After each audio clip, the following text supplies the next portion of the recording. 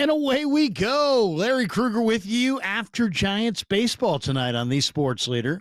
And I've had people through the last few months say to me, man, Krug, I want you to talk some Giants. When are you going to talk a little Giants? Well, we're doing it tonight. After Giants baseball, the Cactus League. Man, the weather changes. The weather in Arizona is just something that is unbelievable. It's hard to describe. Systems roll in and out of there, especially in March. I mean, and the weather can change on a dime, on an absolute dime. And it's funny because it's just the way it goes. You could be 85, 90 degrees, and all of a sudden, storm clouds coming in. They moved this one up. It was supposed to be a 6 o'clock start. They moved it to a 4 o'clock start because they saw, that weather systems were in the way and the game wouldn't get in if they had it at 6. So they moved it up to 4.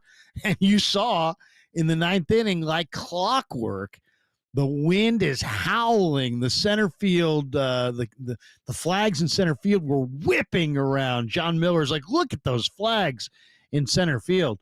And then the sky just opened and the water came down, and then somehow they finished the game. So the Giants get a nice 3-1 win. And we're going to take your phone calls right now. The great one himself, I was sitting next to him in Scottsdale Stadium just a weekend ago, sitting there enjoying some of the great weather. The great Marty Lurie is going to join us at some point tonight. I'm thinking maybe around 8 o'clock. We're going to be with you between now and 9 o'clock. So 808 KNBR is the phone number. Let's get into it on the Giants because, to me, there were a couple things in this game that make you go, uh-oh. And then there was a couple things in this game and that I saw this spring from the Giants that make you go, where did that guy come from? I mean, what kind of contribution is this guy going to bring? And there was a couple of moments like that in this game tonight. And 808 KNBR, I'd love to know.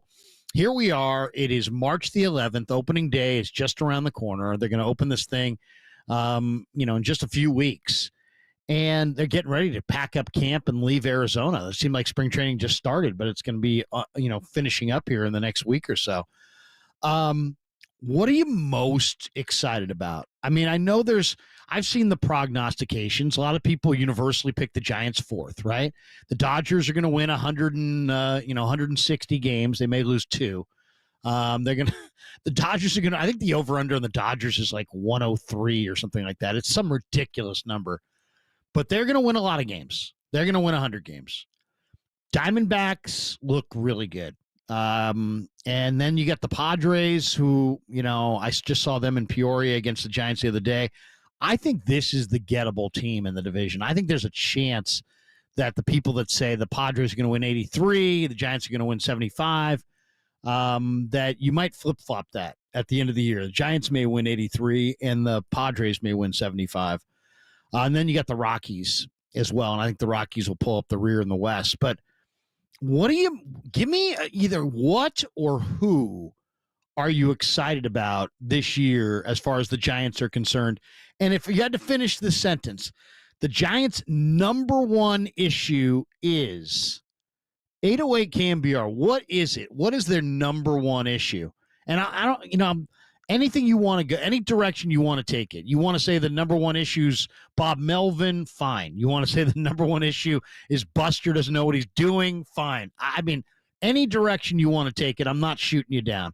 This is not like saying Natchez High School where there were wrong answers. There are no wrong answers. No wrong answers tonight at 808 KNBR. But those are the two things kind of the overarching topics of the night. So we're going to jump in and take your calls here. What are you excited about? What are you concerned about with the Giants? I'm going to give you a couple from this game. First of all, this kid that came out of, I call him kid. I don't know if he was really a kid.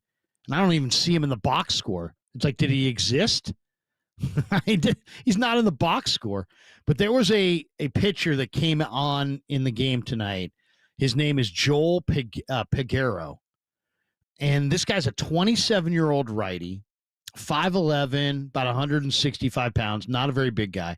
He's 27, so he's not a kid. He was throwing 101 and 102 the other day, Today he's throwing 102. I mean, that's an overpowering fastball. And he's got some other downward breaking pitch. I don't know what his other pitch is, but that guy looks like he could contribute in their pen. Now, if you look at his numbers in the minor leagues, he's had problems with command. And you could throw 110. If you can't command it, you can't be trusted out of the bullpen. I mean, the one thing like Bruce Bochy would never, ever stomach was walks out of the pen. You just couldn't walk guys out of the pen. With him and Rags, if you walked one guy out of the pen, it was like you looked at Boch in the dugout, he's looking itchy. 2 walks out of the pen, he's like, make a phone call. That's it. I mean, he just did not stomach walks out of the bullpen to the point where I've seen him do it. He brings in a guy, he walks him, boom, he's coming out. He's coming out. That simple. He just didn't tolerate walks out of the bullpen. And Peguero's got command issues. But, man, if this guy could harness it, if this guy could get it in the strike zone, 101 miles an hour, and it's like free and easy. It just looks so good. So, to me, I mean, a guy like that, I mean, it's like, where did that guy come from? And can you somehow, do you have the right coaches that could reach this guy and get this guy contributing? If you do, you could have a pen. Now, we'll see how this rotation works out. But I know Hicks would rather start. But if they had enough young arms come up and do their thing, and they do have a number of young arms in this rotation. Tonight, of course, we saw the veteran Verlander. But if you could somehow push a guy like Hicks back to the bullpen, you got Hicks in the 8th, maybe shortened up, throwing close to 100. You got Walker, who struggled in this game, but Walker is the real deal in the 9th inning. And then you got a bunch of different looks. I mean, you got Rogers, from the right side, who's a totally different look. You got this big lefty who pitched tonight, out of the bullpen. He looks pretty good. I mean, they don't have a lot of lefties. It's almost all right-handed pen, but there's some power arms there. Especially if you could somehow find Hicks back in the 8th inning, if you somehow Doval finds himself again, I mean, this could be the strength of the team. The Giants could be a team. Hey, if you can get to the 7th inning, they can slam the door on you with their overpowering bullpen. I think that should be the game plan.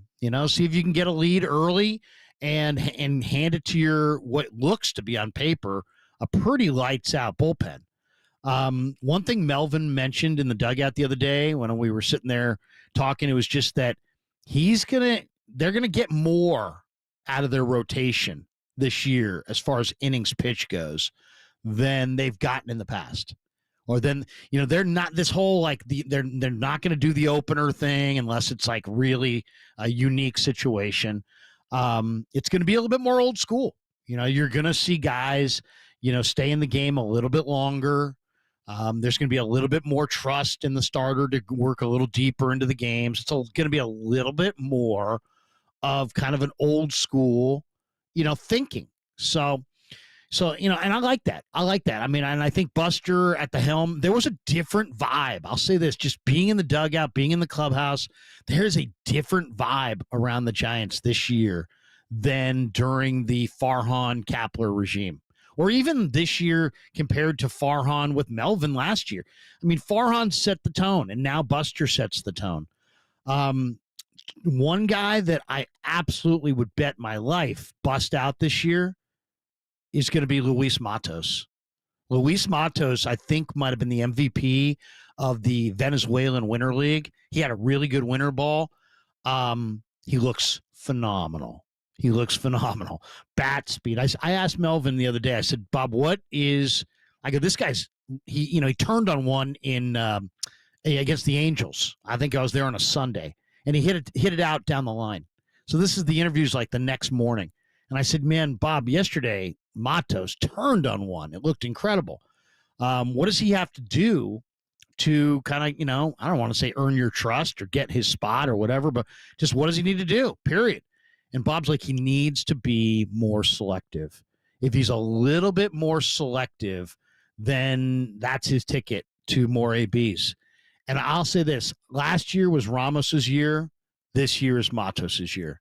Last year was finally Elliot Ramos busted out, all-star, established himself, hit the first ball into the cove from a right-handed hitter, became an NL all-star, established himself as the Giants' starting left fielder.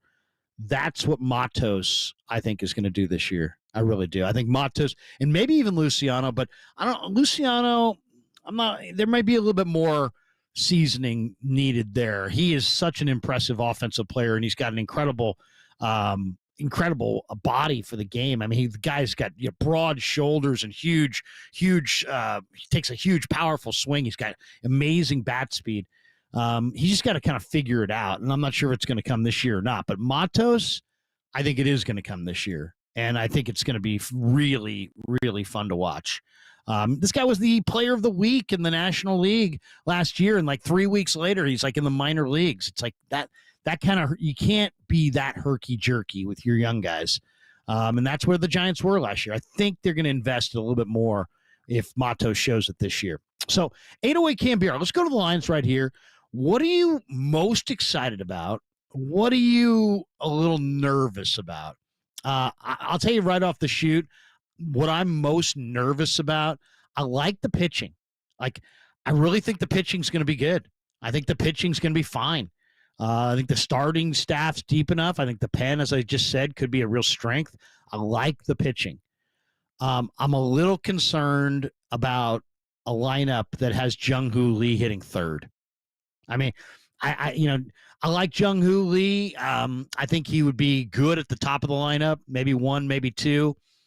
The idea to try to stretch him into the 3-hole, and then some days you're going to have like him and Yaz or Flores all in like the middle of the lineup.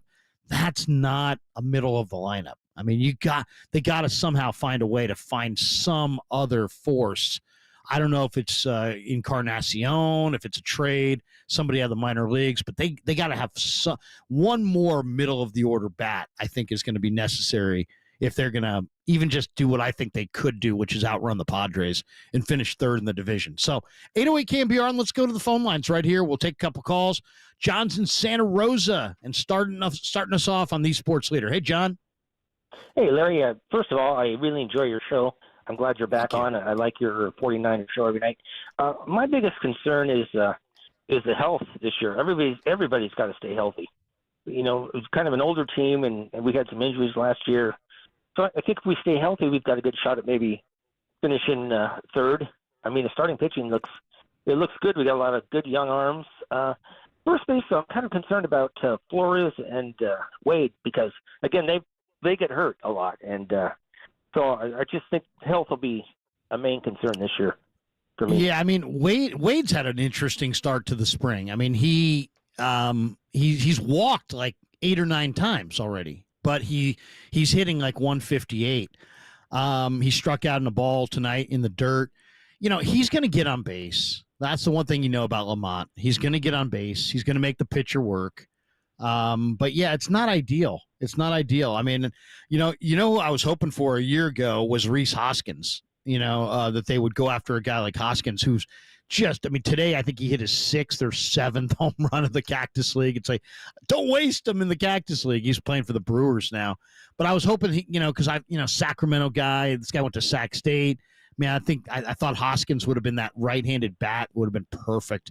But they like their combo of Flores and Wade. I mean, I know people have said, "Oh, you don't want to block things for Eldridge," but I think that's kind of unrealistic. I mean, that's putting too much pressure on Eldridge. Eldridge is probably, and I don't, I mean, I saw him hit the home run that went 450 the other day. I saw him, strike out 3 or 4 times in the next 2 days. He's a 2026 proposition. I think. I mean, I think the Giants. If you talk to the Giants, they would say, if they get their druthers this year, he stays in the minor leagues the whole year. Now, obviously, they're hoping that he forces their hand to some degree and has this great year. But last year, he went from the Cal League to this to the AA to AAA. I mean, that right there is a monumental. That's a lot of movement in 1 year. So I think this year, what they'd love to see him do is stay at one level, really get better defensively. I think, the Giants have JT Snow as the greatest defensive first baseman of all time, in my opinion, working with him at first base.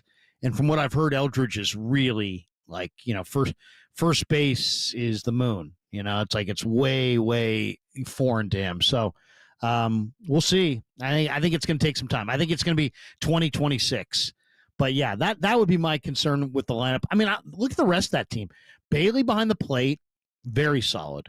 I don't know if he should switch hit, because if you look at his splits, they're starting to be really kind of one-sided. Maybe you might want to consider giving up switch hitting. But Bailey behind the plate is a Gold Glove. He's exactly the kind of guy I'm sure Buster loves. Chapman looks fantastic. Chapman's having a great spring. I mean, he just looks so good. I mean, he's a great defensive player. He's hitting .530 or whatever. He had an RBI single in this game that scored Jung-Hoo. Chapman's just, when Chapman's swinging it, he looks like the best player in baseball, because he's the best defensive third baseman I think I've ever seen. And I've seen Matt Williams, Mike Schmidt, George Brett, Greg Nettles. I mean, I can think of a lot of Nolan Arenado, and yet this guy's the best. I mean, this is the standard for third base play in my lifetime, is Matt Chapman. So then you got Adames at short. He's hitting really well this spring, gives you power. Great guy, too. And then I think Fitzgerald has got 2020 potential at second. So you got, catcher third, short second. And Casey Schmidt, by the way, that bat's coming around. And Casey Schmidt's, I think, going to steal that backup spot. So, I mean, between Casey Schmidt and Fitzgerald, you got second base covered. First base is a little bit of a question. But you got Ramos in left, you got Jung-Hoo in center, and I think you got Matos, who's going to play a lot. Obviously, Yaz is still there. I don't love the idea of Yaz in this outfield, because I think he blocks, Grant McCray. He blocks, he's blocking, whatever young outfielders the Giants have, Luis Matos or anybody else. But yeah, I mean, they really have a couple of problem spots in the outfield, in the lineup. One spot in the outfield's a little like, I don't know. And first base is a little like, man, if you could find a real big time. I mean, this is the organization that had McCovey and Will Clark and, so many great first basemen. It seems like through time, it seems odd to be so satisfied for so many years with Wilmer Flores and Lamont Wade. But, we'll see. We'll see where that goes. To me, that's where if you can upgrade, I think that's where you upgrade right there. Let's take another call here. 808 KNBR, the number. Thomas is in San Jose and has his thoughts on the Giants' biggest problem this year. What's up, Thomas? Hey, how's it doing? Good, man. I'm going to disagree with you on only one guy, and that's Luis Matos here. I love. You don't like him? I like the potential, but I'm going to pull a little bit of that Jesuit wisdom here. All right? Got to pull a little bit of that out of here. You got to make sure that you question everything here. And I don't know if the bat's going to consistently play. Love what he's doing. Love, what he did this winter.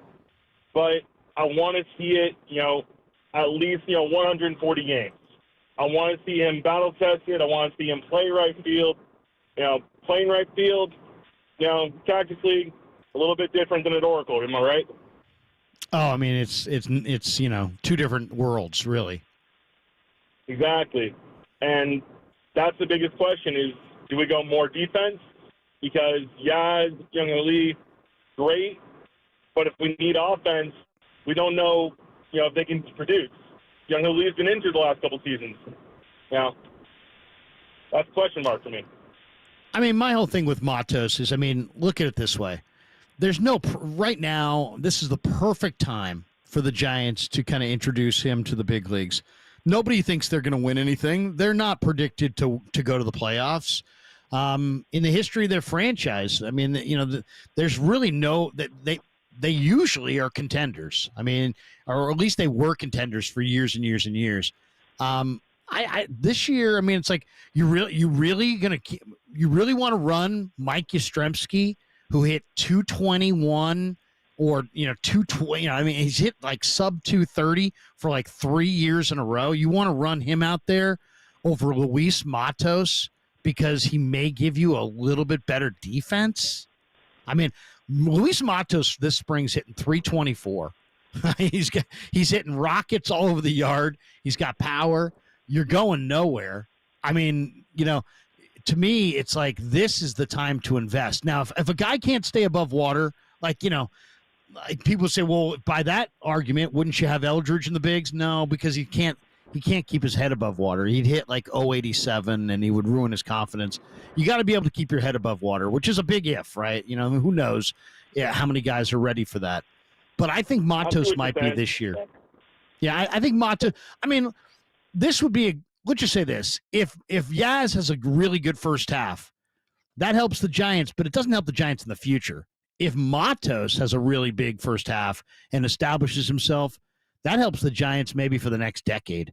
So, and the thing about these things too, it's kind of precarious. It's like right now, I mean, we are all seeing that Elliot Ramos is established, but look what it took to get him established. I mean, they literally farmed him out last year and he only got a shot because of the injuries. Sometimes I wonder, what if there weren't injuries? What if Elliott didn't get that shot last year? Would he still be in the minor leagues? So it's sometimes you need that, you can have all the talent in the world, but you got to have the opportunity, and then you got to be ready to take advantage of that opportunity when you get it. Ramos last year was. Matos, I think this year will be. But I hear you. I mean, you can't run minor league players out there and have them struggle night after night after night just because, we want to see some young players come out of the system. You can't force feed them. If they can't do it, they can't do it. But this would be a great year to find out, wouldn't it? Absolutely. It'd be a great year. All right. Just a little bit. Go Cats, am I right? Yep. Go Cats. Thanks, Thomas. Appreciate the call. St. Ignatius Wildcat, class of 1988. Wow, that seems like a long time ago now. All right, let's do this. Let's take a timeout. 808 KNBR. We're talking a little Giants tonight after their game against the A's in Scottsdale. Giants came from behind and they got a win. Verlander, I thought looked good. We haven't even talked about that, but Verlander threw 5 shutout. Is it possible that Verlander could dial it back and be this incredible, give the Giants one incredible year, get like a 15, 16 game winner? I heard somebody the other day on one of the shows say, you know what, Verlander's going to win 18. And I was like, whoa, I'm not banking on that, but I'll say this, based on what I'm seeing down here, I bet you Verlander gets off to a good start. I bet you Verlander gets off to a good start and just gives them some solid April starts. He just has that look of a guy who's going to be really good until the arm gets kind of tired. I could see him fading in the middle of the year and the heat of the summer.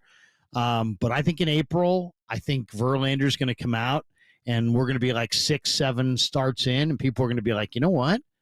Verlander might win 15 because I think he's solid. I don't think he can go, he can't make 32 starts. He's probably going to, if you can keep him to 20 to 22 starts, I think that's the sweet spot. And you might be able to get, a 13, 14 win season out of Justin Verlander, even at this advanced stage. And I loved hearing some of the guys in the broadcast saying, I hang out with him and, we talk and that kind of stuff because he's got all the wisdom. It was Yaz telling the guys, he's like, yeah, I've tried to hang out with Verlander a little bit because look how much wisdom he has in the game. And as they say, you never stop learning in baseball. So 808 KNBR, what excites you most about the Giants in 2025? What's your number one concern about the season that lies ahead? 808 KNBR, the phone number. Marty Lurie's going to join us in about an hour. Between now and then, we can take your phone calls. We can also talk a little football between now and then. Joey Bosa is not going to be a 49er. How about that? He pulled an 11th hour reversal.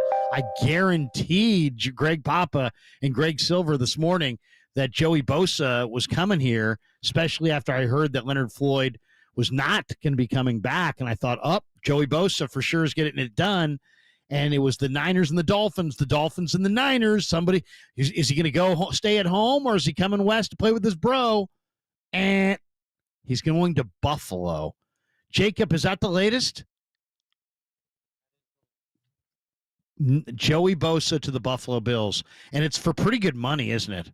Doesn't he? Isn't he getting some pretty good coin? 12.6, I believe, right? Yeah, 12.6 million. So I'll say it the other day when I saw that, he was free. I basically just came out and said, you know what? I like the idea of Joey and his brother playing together, but I'm capping it at 10 million bucks. It's like, hey, if you want to take 10 million or less to come play in San Francisco with your brother, great. But, if you want big bucks, he's not as good of a pass rusher as he was a couple of years ago. He's better against the run than he is against the pass. So I said, 10 million or less, come on down. 10 million or more, you know what? Hold on to your money, hold on to your cap room, and figure out a way to go younger. There's a lot of good defensive linemen in this upcoming NFL draft. All right, 808 KNBR is the phone number. Niners also signed a corner today, Jason Pinnock from Pittsburgh, and Demarcus Robinson, the former Ram wide receivers, coming to San Francisco. So if you do want to jump in on the football front, we can do that as well. But 808 KNBR, we're coming on after Giants baseball, and I'd love to hear from you Giants fans. How are you feeling about the upcoming season? I know some of my hardest of hardcore Giant fan buddies were like, 3-4 weeks ago, they're going to lose 100. And now a couple of these guys are like, Krug, they may not be bad. And I said, are you getting won over by the Cactus League standings? And they're like, no, it has nothing to do with that. And I'm like, yeah, I think it might have something to do with that. Are you getting won over by the Giants' good record in the Cactus League? 808 KNBR will come back with more of your phone calls next on the Sports Leader.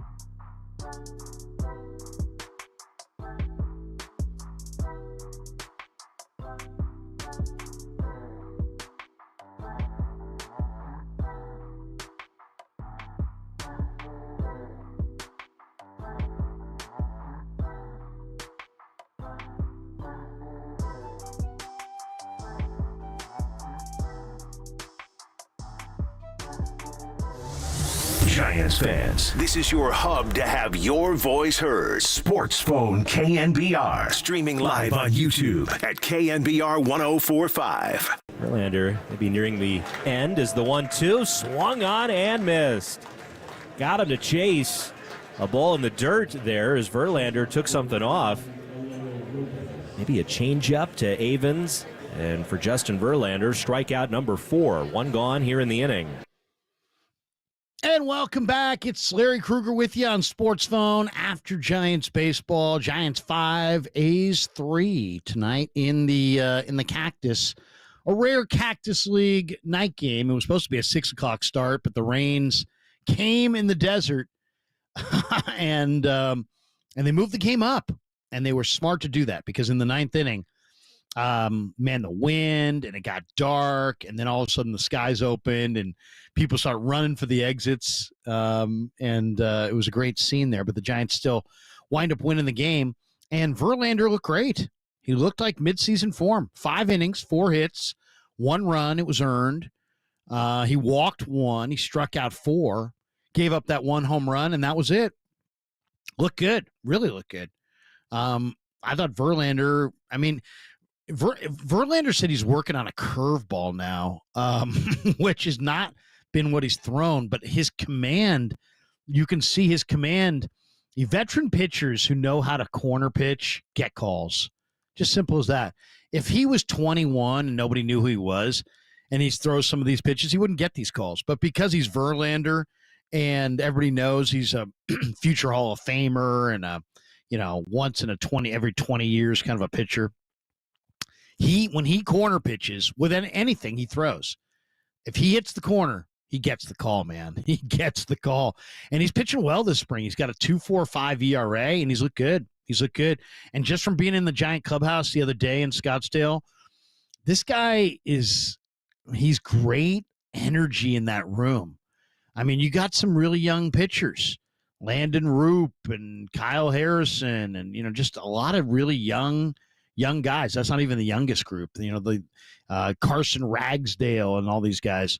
You got a lot of young pitchers, and they know who Justin Verlander is, man. They absolutely do.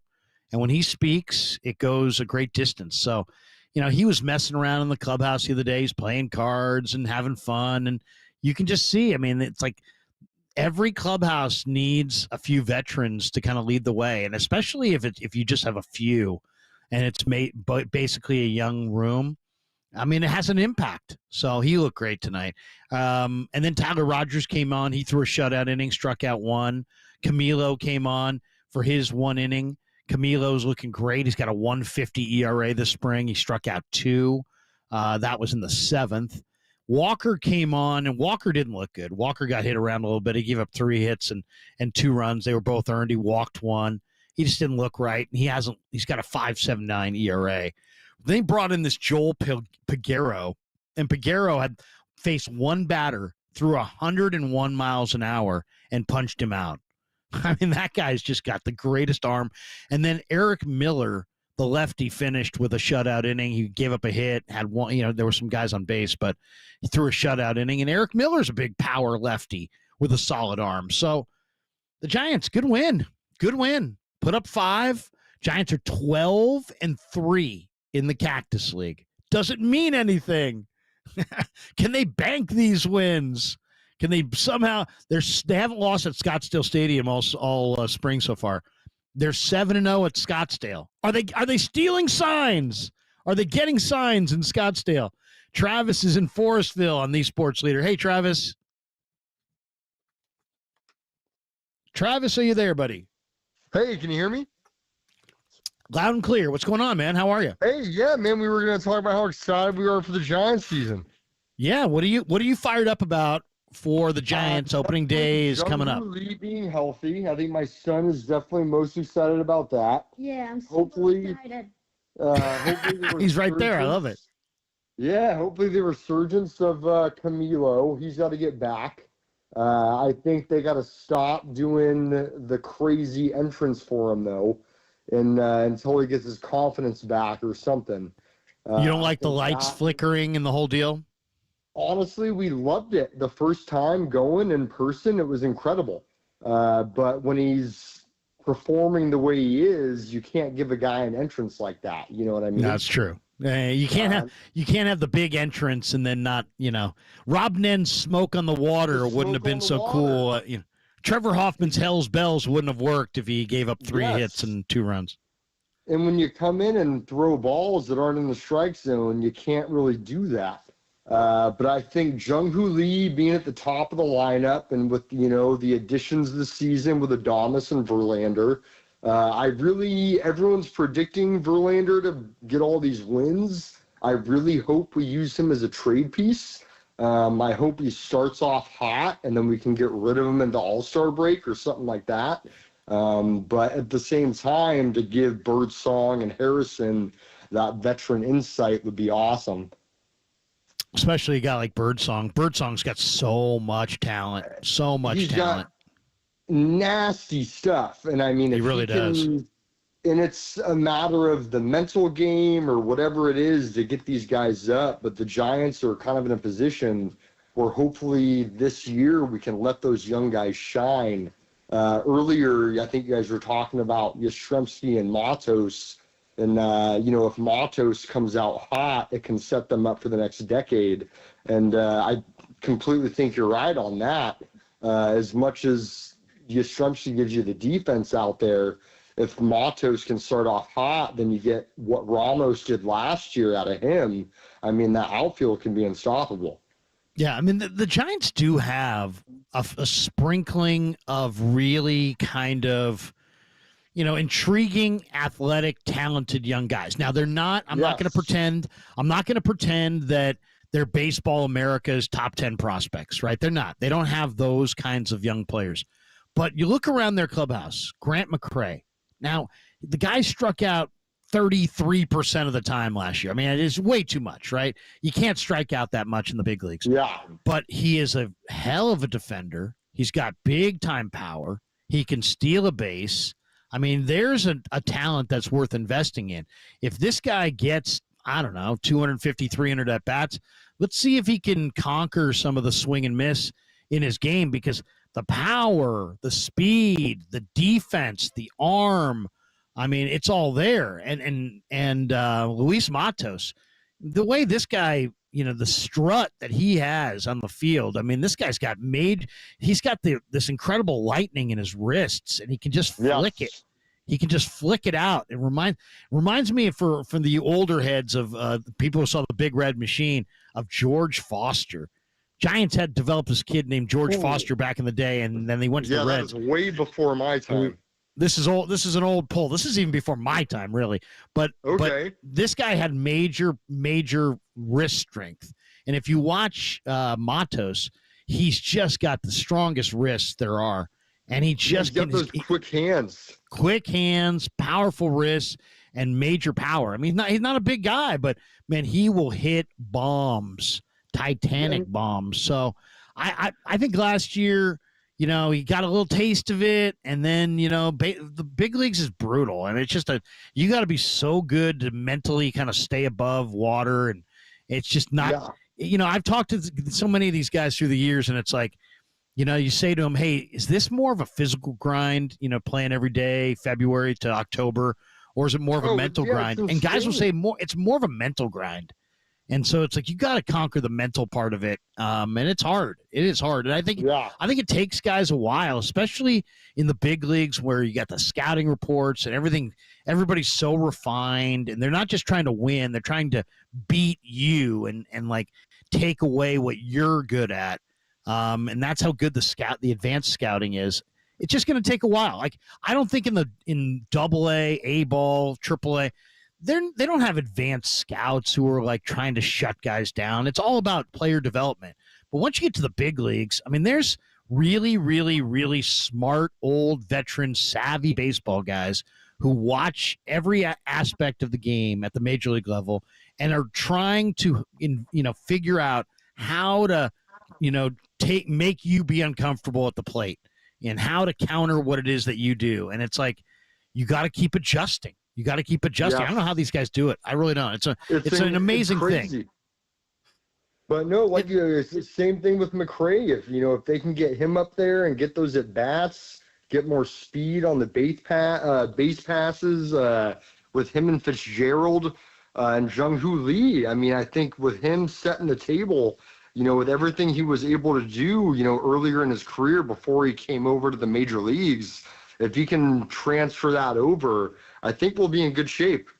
Yeah. No, hey, Travis, thanks for the call, man. Have a great night. Thanks for jumping in. We appreciate you, man. Later. Yeah, have a good night. Have a good night. Look at that. The guy calls with his kid on the line. The kid's like, yeah. I love that. It's awesome. Hey, son, let's call sports radio. Yeah, let's do it. He brings up a guy that I think I would like to get your guys' thoughts on, and that's Jung-Hoo Lee. Jung-Hoo Lee, the Giants paid him a ton of money. Let's try to separate what they paid him from what he is. But they paid him a lot, right? They gave him a 6-year deal. They gave him $19 million a year. It's a lot of money, man. That's like Yordan Alvarez money. That's that's a lot. I mean, that's $19 million a year. And then last year, he played. He obviously hurt the shoulder, and it seemed like kind of like a freakish thing. We found out afterwards that's the second time he's dislocated that shoulder. So he's really got to be careful about dislocating that shoulder again. He's got to protect that shoulder. And, I hope Bob Melvin tells him, hey, Jung-Hoo, don't go crashing into walls. We need you for the duration. But I thought he showed some incredible things. Now, if you look at those stats last year and you see what his numbers are, you're like, I don't know, man.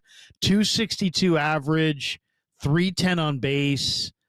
He played 37 games. He had roughly 150 at-bats, 145. He hit 2 home runs, and he stole 2 bases. And he got caught stealing 3 times. For $19 million, you got to separate the money from the expectation because it's not fair. But you are paying him $19 million. And I'd love to see if one of my buddies asked me, Krug, what do you think Jung-Hoo can do if you give him a full year? I mean, with the full stats, the full year. And you know what? First of all, he's going to play the hell out of center field. He's a really good defensive center fielder. That's what's the first thing that comes across is the guy plays center field with a level of confidence that is different. Like you can tell. I mean, it's just he feels confident in center field. You can see that confidence. And to me, what he does defensively gives this team confidence. We didn't see it a lot last year because we only got a 37-game glimpse. But I think he played the hell out of center field. That's one. 2, the ball comes flying off his bat. He hit a ball. Was it in this game or it might have been the game that I saw the other day? The Royals game was on TV the other day. He hit a rocket to the right field wall that had to get out there. It had to be one of the hardest balls I've seen hit this year. I mean, just an absolute rocket. So he's got bat speed and he can put a charge into the baseball. But if you look at his numbers from the KBO, there's no real reason to believe that he's going to hit a bunch of home runs or steal a bunch of bases. So I would say if you said, what's he going to do? I think realistically, I think you're looking at, I think he's got a little bit more home run power than he has stolen base potential. So I would say, even though he looks pretty fast, I would say he's going to hit 10 to 12 home runs, maybe 15 if he plays the whole year. I think he's getting, and I could see a bunch of doubles. I could see 35 doubles. I think he's going to hit a lot of doubles. He's got great speed, and he hits the ball in the gaps, and he pulls the ball down the lines, and he'll shoot the ball the other way. I mean, I think he's got 35 doubles. I think he's got 10 to 12 home run power, maybe 15, but I don't think so. I think it's more like 10 to 12 home runs. Stolen base-wise, I think he's right around 10. I think he's going to steal you right around 9 or 10 bases. I don't think he's going to be a tons of steals guy. But if he can give you a great at-bat, and get, that 310 on base has got to go way up. It's got to be closer to 410.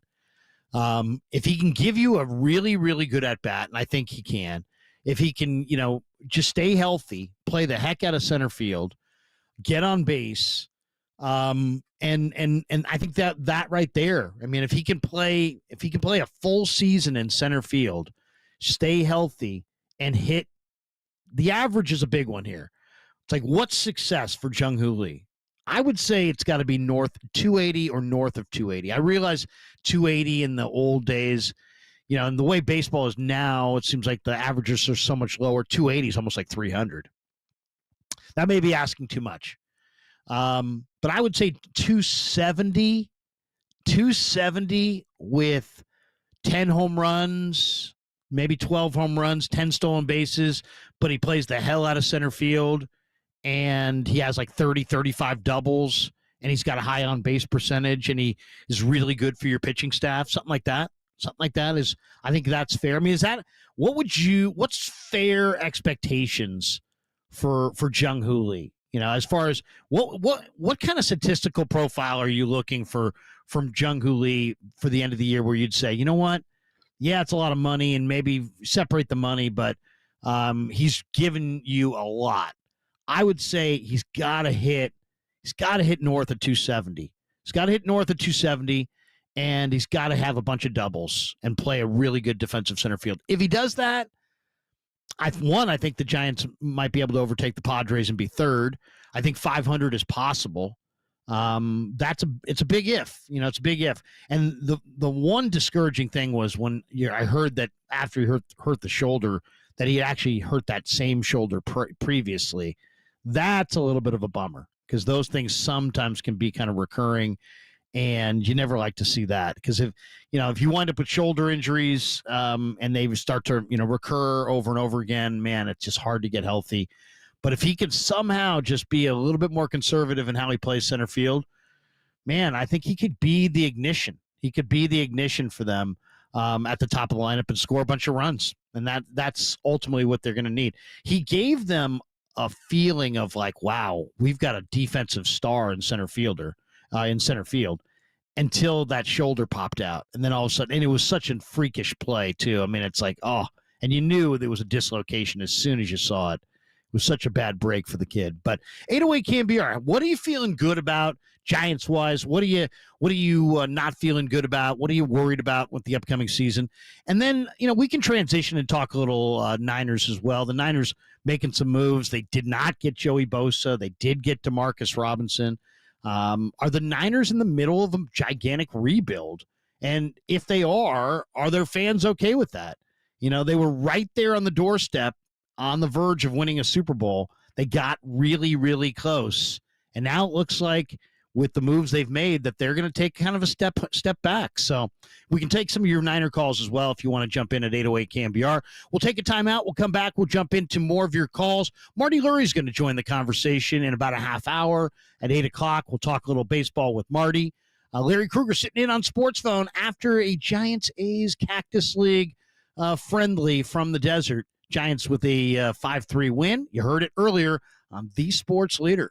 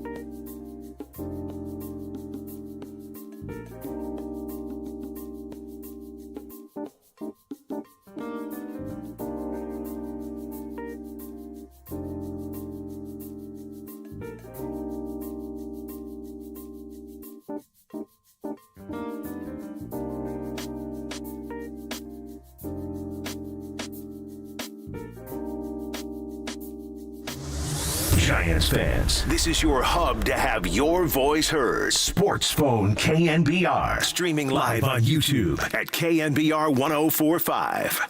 Stassi on the first pitch. It's a drive deep right center. Aldretti back at the wall. It's gone! As the sky just opened up here at Scottsdale Stadium, Max Stassi launches an opposite field 2-run home run. There you go. Max Stassi in a battle for the backup catcher spot. It was like, I don't know what happened first, if the ball hit the bat first or if the skies open first. But there's something about, all of a sudden a big hit, and now the skies are opening. Reminded me so much of, was it 14? God, now they're all blurring together. Was it 14 or 12 when Scudero was in the infield and the Giants beat the Cardinals and in the NLCS? And the skies just opened, absolutely opened. And they didn't want it, the Giants were going to win. They were going to the World Series. They didn't want the game to end. But I've never seen a game where there was that much water on the field where they just allowed the thing to continue because it was the last inning of a game and the Giants were clearly going to win. And there was just standing water on the infield and Marco Scudero looking up at the skies. An amazing moment. That was an amazing post game. Welcome back.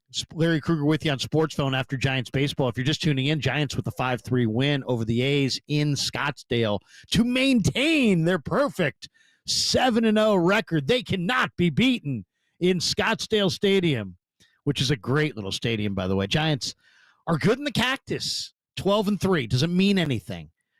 Well, I'll say this, and this is also a little bit before my time, but I can remember as a child, the Giants had a guy one spring training named Randy Elliott, and the guy hit 600 in the Cactus. He just ripped it. He was amazing. Randy Elliott, look him up, Giants fans. He dropped a fly ball on opening day. He was gone, never to be heard from again 3 weeks later. He hit 600 in the Cactus League and somehow broke north with the club. And never forget it. Dropped a ball on opening day. 3 weeks later, vanished, never to be heard from again. Randy Elliott. If anybody remembers Randy Elliott, give us a call, 808-KNBR. All right, let's go to the lines. Michael's in San Francisco. John's hanging in the South Bay. Peter's in San Jose. Ed's in Danville. Says he's a football guy and wants to talk Niners. Ed, be patient. We'll get to you, but we're going to Michael in the city who wants to talk Jung Hoo on the Sports Leader. Hi, Larry. Thanks for having me on. Speaking of setting the rain on fire, Max Stassi, Selmer tonight was just another game winner, right? Keep them flowing in. But as far as Jung Hoo goes, I see what you see, and got a note on the way he plays center field and just how he's able to time everything out there and how every step seems like it's in slow motion. I think he's a lot pro, of people, man. He's a total pro, and you can see it. And you can see it. Like this year, expect him to even be better now that he kind of knows the park and, knows how the wind plays. But he's a smooth customer in center, man. For sure. And I think that can translate to the Bates pass because he's got speed, and it just seems to be at a different level. And as far as taking jumps goes, talk to Grant McCray. But I think I was looking at the team and I was saying everybody makes the playoffs hitting 200 homers. Why don't we flip the script and try to steal bases? So I set 30 mark for him, and that seems like a little bit out of the realm, right, of possibilities. But with the right mentorship, with the right focus, if he dials in on it, it's just the way he dials in on playing that center field position, his first step, he could pull it off. Well, he's going to get on base enough to steal 30 easy. It's just a matter of how often is he going to go. I mean, last year he stole a couple bases, but he got thrown out 3 times. So it's all about what kind of percentage do you have. If you're right, it's not about how fast you are. It's about there's an art form to taking a lead, getting a break, reading a pitcher, knowing when to go. There's been base stealers who weren't that fast. There's been other guys who were super fast who couldn't steal bases at all. So it's just it's so much more than just speed. But yeah, I mean, I'd love to see him get on that much. He'll definitely get the at bats, right? He's definitely going to get the opportunity, right. And then it's just a matter of how aggressive can he be, how much success. What kind of success rate can he have? And I think we got cheated a little bit last year, running into the wall there, and it kind of getting thrust under the rug. He went on a little cold streak, and the guy swings modeled his swing after Ichiro. So Ichiro wasn't necessarily a home run hitter, right? But he was a gap to gap power guy. And just having him in that third hole, I'm starting to come around on it. And, it's going to be interesting to see if he can adjust, because what happened last year is he started spraying the ball in the same spots. And after a couple weeks, what happened is he's starting to hit the ball in the screws right at a defender. So is he able to? Mm-hmm. I mean, these spray charts that these teams have now are just amazing. I don't, it's funny. They're doing an interview in the middle of the game, Mike, and they're interviewing Mike Yastrzemski, and Yastrzemski tells John that they have a new card for every pitcher that comes in.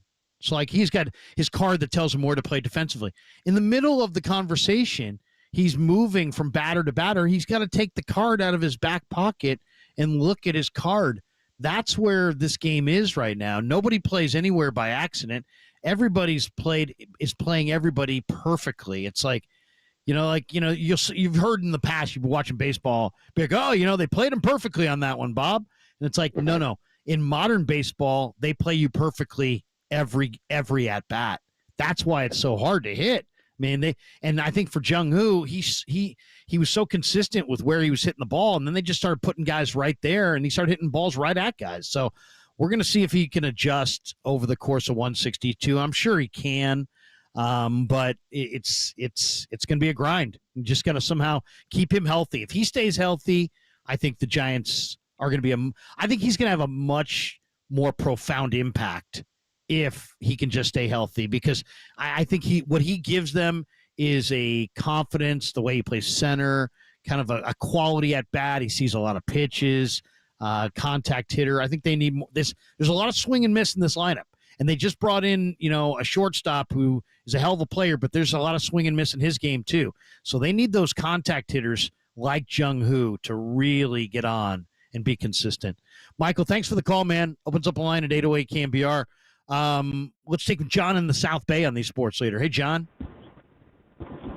Oh, hey, Larry. First, I wanted to show you a little love, man. Glad to have you back on KNBR, and was a big fan of your YouTube channel as well, man. So just really, really good to hear you on the on KNBR.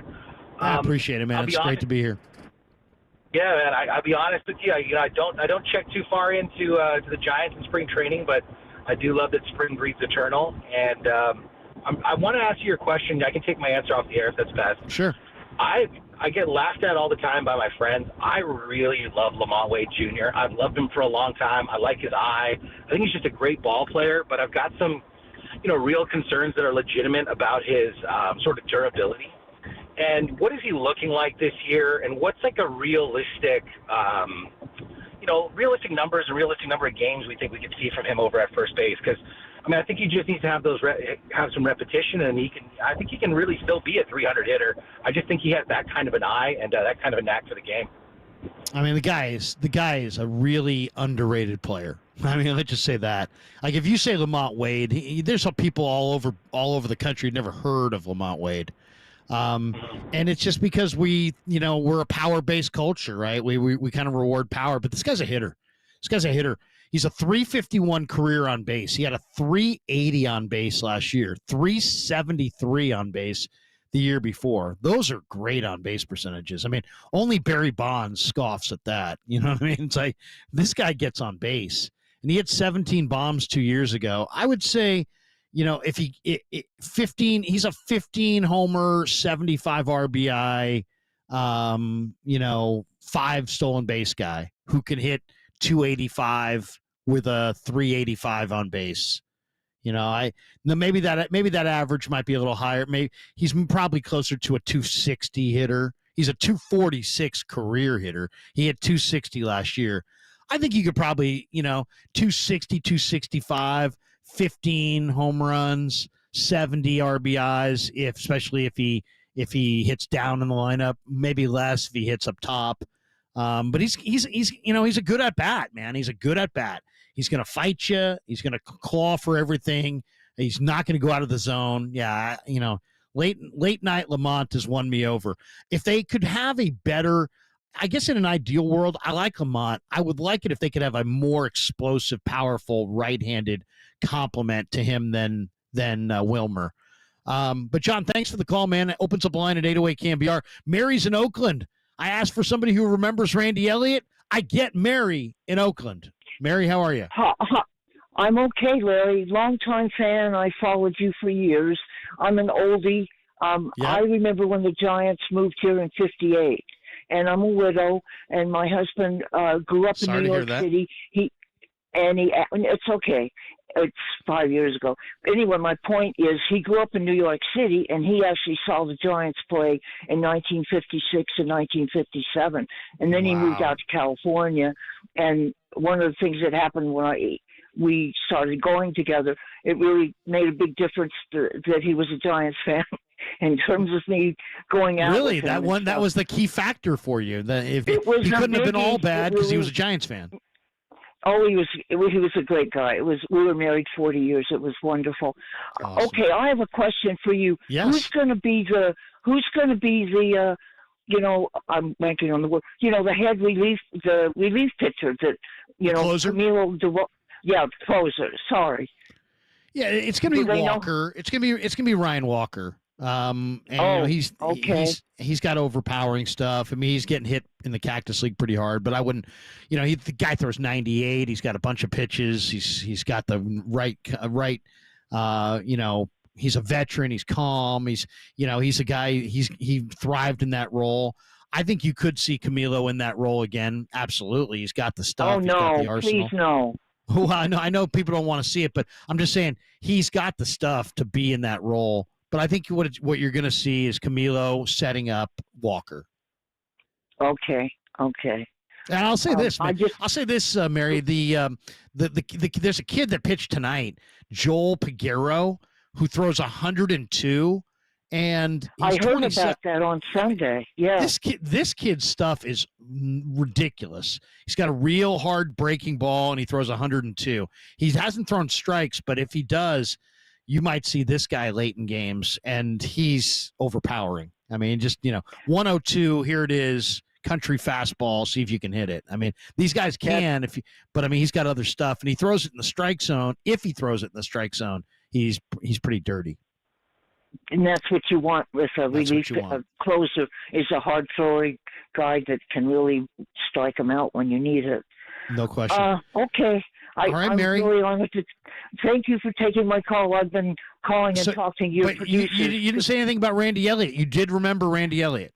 Oh, God, yes. He had this incredible spring. That's all everybody talked about. Everybody thought he was going to be just this fantastic. I think he played shortstop, didn't he?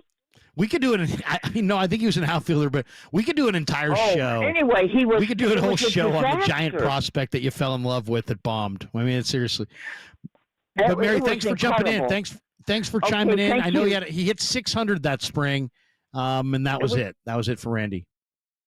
Failure, unbelievably bad. Yeah, when it counted. Yes. Okay. Thanks, Mary. Have a great night.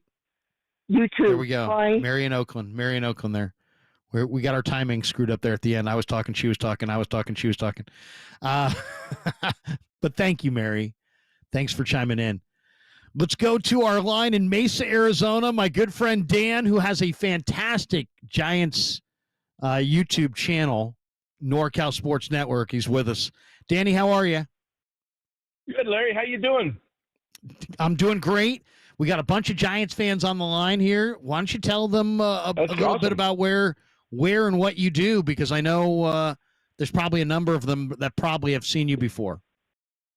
Yeah. We have North Cal Sports Network on YouTube. It's the if you look it up on YouTube, it's got the California flag as the logo. There's another one called North Cal Sports TV. Well, that's not us. We're North Cal Sports Network with the flag, and we cover all 162 Giants post games.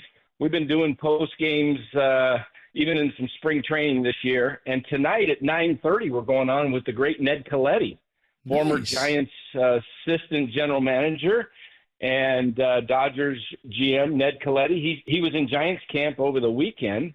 Yes, he was. So I he's just got some talked to him stuff. today. Yeah. And, of course, Larry comes on NorCal Sports Network from time to time. That's right. I like to mix it up with you guys, and people should check it out. Danny, I asked the question, what is the source of your greatest Giants optimism currently, and what is your biggest concern about the upcoming year? We only got a minute because we got all these other people hanging on the line. I definitely want to get to them. But great question. Give me one thing that you're fired up about, one thing you're concerned about. Okay. The thing I'm fired up about is the attitude. Okay. I think a change in culture can create a whole different vibe, and that when players know what's expected of them, where they're going to be, they're not going to be constantly jerked up and down from the minors for a weekend series, for a platoon situation. That alone is going to You're saying the Buster effect, dividends. basically, the Buster Posey effect. The Buster Posey effect. It's he came up under Boch and Sabian, and that's what he learned. And so I think the Giants getting back to that is going to be huge. My biggest concern is injuries. Because injury. Okay. If they stay healthy, they can compete for a wild card. If they have difficulty with key positions, they're going to struggle to be a 500 team. One last one on your way out the door. What did you think of this kid, Joel Piguero, throwing 102? Oh, my gosh. This guy looks so legit. It's unbelievable. And he's 27, so I don't want to – if he was 22, I'd get more excited. But he's 27, so it says to me, the guy's had rough roads. But this guy, Dan, looks amazing. Yeah, he really does. His biggest issue has been command. But tonight – he threw 3 straight pitches that the guy he throws them in all 3, and the third one just boom right on the outside corner for a called strike 3. He looked really good with those pitches coming. The guy didn't even move his bat, and he didn't blink. It just was boom. It was on him. So if this guy can stay around the strike zone with that kind of speed, that kind of power, that's something. They've got Randy Rodriguez that throws well, and he's nasty. I forgot about him. Yeah. So they've got some arms. The key is going to be health. They're going to get injuries, but is it something that they can withstand? Guys that come up and plug in. The biggest concern I have is the pitching. If the pitching doesn't stay healthy, it's going to be tough. Yeah. They do we see a scenario where they could contend for a wild card? It's hard to envision, but it's there. But it requires, as Dan referenced there, a great trip of health, especially on the mound. They're going to have to get, they're going to have to get some innings out of their starters, a lot more than they got last year. They're going to have to get a surprise season out of a Verlander or somebody. And if they get a couple of those surprise seasons, I think they got a shot. I think the Padres are gettable. I don't think the Diamondbacks or Dodgers are gettable, but I think the Padres are gettable. In fact, I'll quote this. This was the Zips forecast. It had the Dodgers going 97-65. It had the Diamondbacks at 85-77, 12 games back. It had the Padres at 84-78, 13 games back. It had the Giants at 77-85, 20 games back, and Colorado at 63-99, 34 games back. I think the Giants and Padres, I think this projection is spot on. I think Dodgers are going to go 97 and 65. I think the Diamondbacks are going to go 85 and 77. But the one difference is I think the Giants are going to be the team that goes 84 and 78.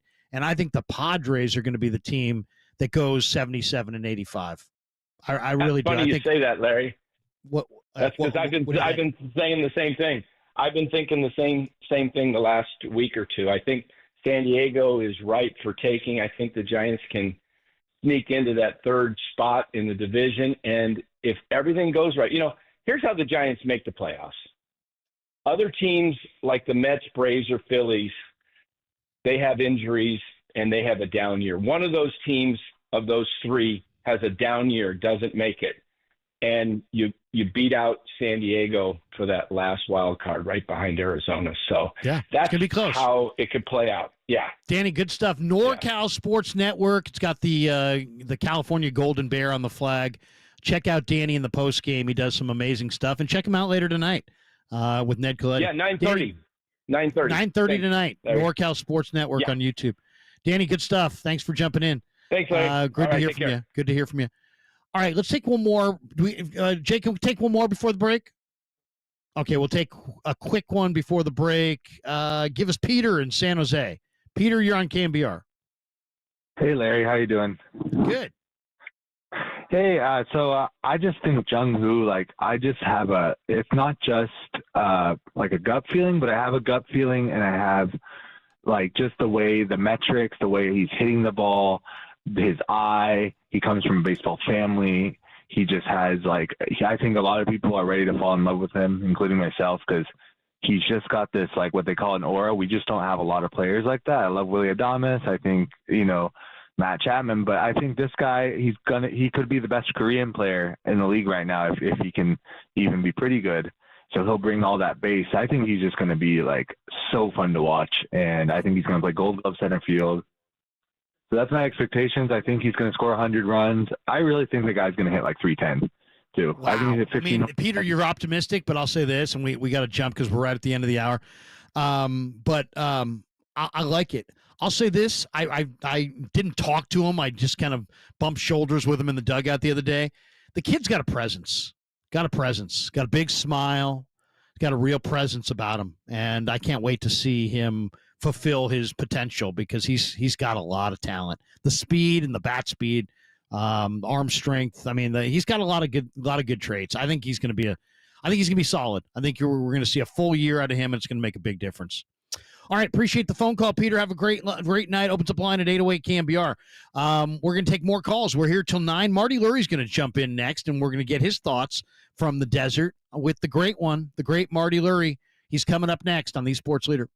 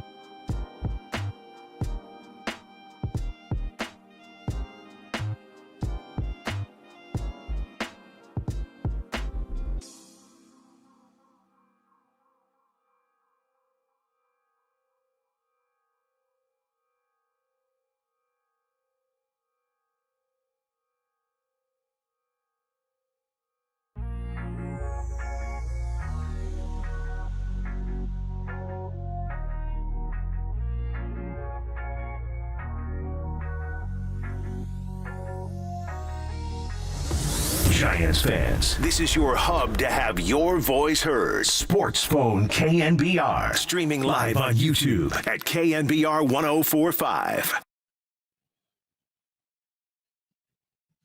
Never get tired of this Fogerty riff. One of the great songs of all time, if you're a baseball fan. Put me in, coach. Let me play center field. Welcome back. Larry Krueger with you after Giants baseball. See, after Giants baseball, that's right. There was a Giants game earlier tonight. It was supposed to be a 6 o'clock game. It was a 4 o'clock game because the skies opened in the desert. And we go to the desert where the skies have opened for the great one, the man himself, the man who you can't walk around Scottsdale Stadium without this man being stopped. He's everybody believes they're this man's best friend. It's the great Marty Lurie. Marty, hey, good to talk to you again. How are you? Come on, man. I love hearing you. It's great to hear you talk a little ball with you. And it was a good one tonight. Justin Verlander looked terrific tonight. Looked good, didn't he? What do you think, Marty? I mean, I'm thinking he's going to be like really, really good in April. And then probably will hit a wall, but in the middle when the more months come. But I think he may get them off to a good, on the right foot, as they say, in April. I would not be surprised if he got off to a real hot April start.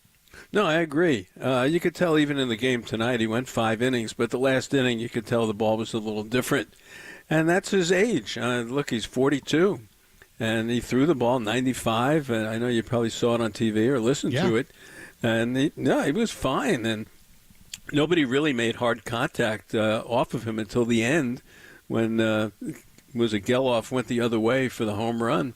But it's great to watch Verlander work. I mean, what's funny about it? He's been on the mound before. The guy knows how to pitch. And, I don't want to say this is Birdsong or Hicks or someone like that, who, rely on the fastball and they're praying that the breaking ball is there for them that day. This guy knows how to pitch, and he knows what he's doing on the mound, and it's really a lot of fun to watch him. Let's talk about some of the interesting stories in the Giants camp. To me, this is the year of Luis Matos. And I asked Melvin about it in the dugout the other day. I said, what does he need to do? He just won the Venezuelan Winter League MVP. He looked great. He's shown all kinds of bat speed. Every day you watch him, he's a highlight reel. The guy does something amazing. I asked Bob in the dugout, I said, Bob, what does he need to do to kind of make that breakthrough? And he's like, he just needs to be a little bit more selective. If he's consistently a little bit more selective in Melvin's mind, he can make that next step. Marty, this is an enormously talented kid. What do you think of Matos? I love him. He's still a kid, which everyone has to remember. He's still a very young player. His bat-to-ball skills are very good. He can run. He played left field against the Rockies on Monday and kind of got caught at the wall on a ball that was hit over his head, and he was too close to the wall and went past him. He has made some mistakes in the outfield, and that's sort of a little disturbing because I saw him in the Arizona Fall League a few years ago. He was playing center field. He was fabulous. But the bat is there. Good bat-to-ball skills. He will chase a little bit. He's just a kid, and it's just a matter of time. And I like seeing him platooning in right field with Yastrzemski. I hope that they do that.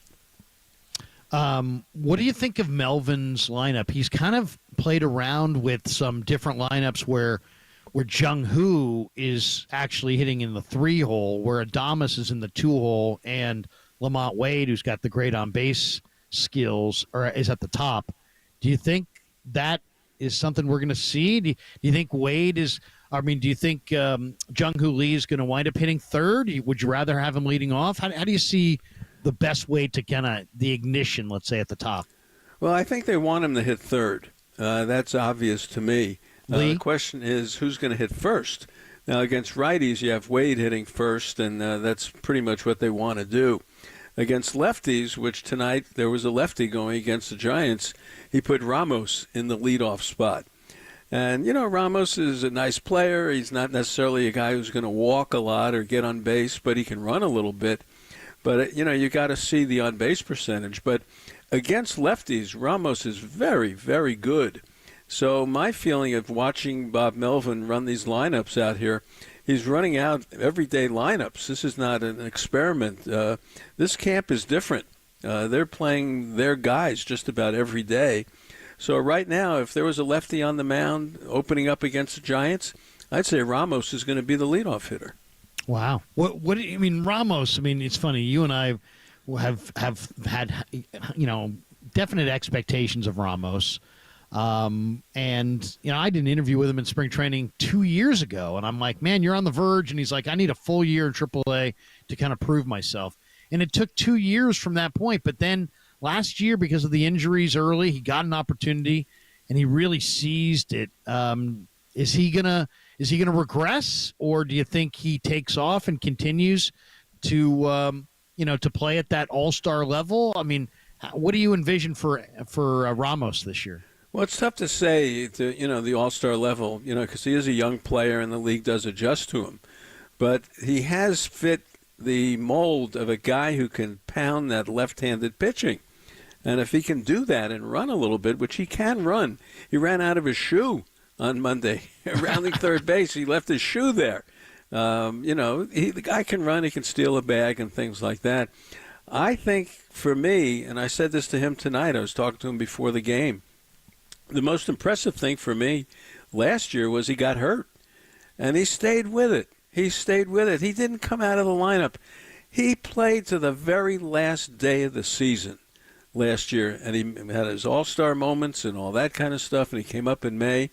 But this young man showed me something, what's inside of him as a ball player. And so to answer your question, is there more in there? Absolutely. Will they use him differently this year? Perhaps, because he does hit left-handed pitching really, really well. And it just depends where we are in this season and how it goes. But I think there's more in the tank for Ramos. I really do. No, he's exciting. He's an exciting player. He's what an amazing talent he is. All right, second base. Let's talk about second base for a second, because they had Tyro and he looked pretty good, and then all of a sudden it just kind of fell apart. He's now in Colorado and he's out of options, and the Giants are going with Tyler Fitzgerald. And there's don't sleep on Casey Schmidt. And I talked to Casey in the clubhouse the other day, and I said, hey, what are you working on? He's like, I'm just trying to be consistent. He really looks good defensively at second base after being a well above average defensive third baseman. So it looks like he can play second for sure. What do you think of Schmidt? He's hit the ball well this spring. He's hitting 290 with power. And what do you think of Fitzgerald? I mean, some people think that Fitzgerald could be a star, Marty, like 2020, or some people I've said, some people think he could hit 20 home runs and steal 30 bases. What do you see for Schmidt? What do you see for Fitzgerald? Well, first of all, for Schmidt, he's having a great camp. There's no question about it. I love the arm. And if you ask me who's got a better arm, Schmidt or Chapman, it's a toss-up. And you know how good Chapman is. Yeah. For Schmidt, the idea is what's best for this team. Is it better to have Schmidt playing 2-3 days a week, coming off the bench late if they pinch hit? Or do you need Wisely, the left-handed bat? They don't have enough left-handed hitters. Late in the game, when you need a lefty coming off the bench, you may need Wisely to be the guy to come off the bench. So I think strategically, even though Schmidt is having a great camp, and we love his attitude, and he was a star a couple of years ago, I think that Wisely is going to be the backup, and Schmidt will be ready. Because let's face it, Adames is playing all the time. Chapman's never coming out. Fitzgerald, I don't see them pinch hitting too much for him, but if they do, you need a left-handed bat to pinch hit for him.